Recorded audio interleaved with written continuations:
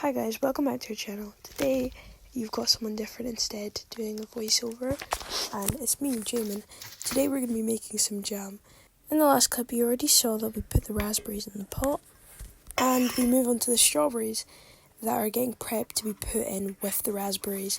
As you can see, my mum's cutting the strawberries into quadrants. This is just so when we get into the process of making it into the actual jam, the strawberries aren't too big and it doesn't take too long for them to cook. She then just goes on to show you some more examples of what to do, just so you can see a better view. For some of them she does different because it just varies on the size of the strawberry.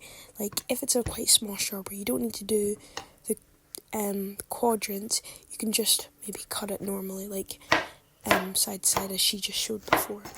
But yeah, she's just showing you different ways that you can cut it. It doesn't have to be perfect, as they're not gonna be perfect when they're in the jam. Again, this is just a close-up of all the strawberries we've had to do. It's quite a lot. So we got to work at that, and we all helped out just to make the process a bit quicker. But again, that's Mum got the strawberries. There's all the strawberries cut up and they're ready to go in with the raspberry.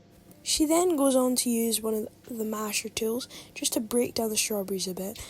At this point, they're not going to be on the fire, it's just to make sure they're a bit broken down.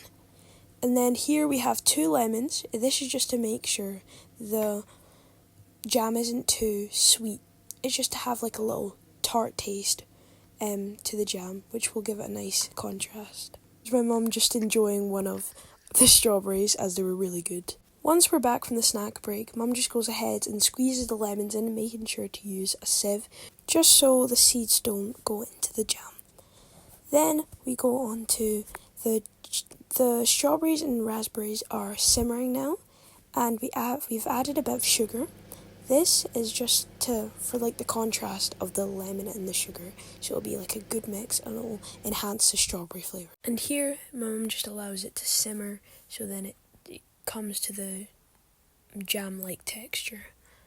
And that's the end. That's all you need to make a simple, tasty, easy jam recipe. Thanks for watching. If you enjoyed the video, make sure to like and subscribe, and go ahead and try that recipe because I know I enjoyed it.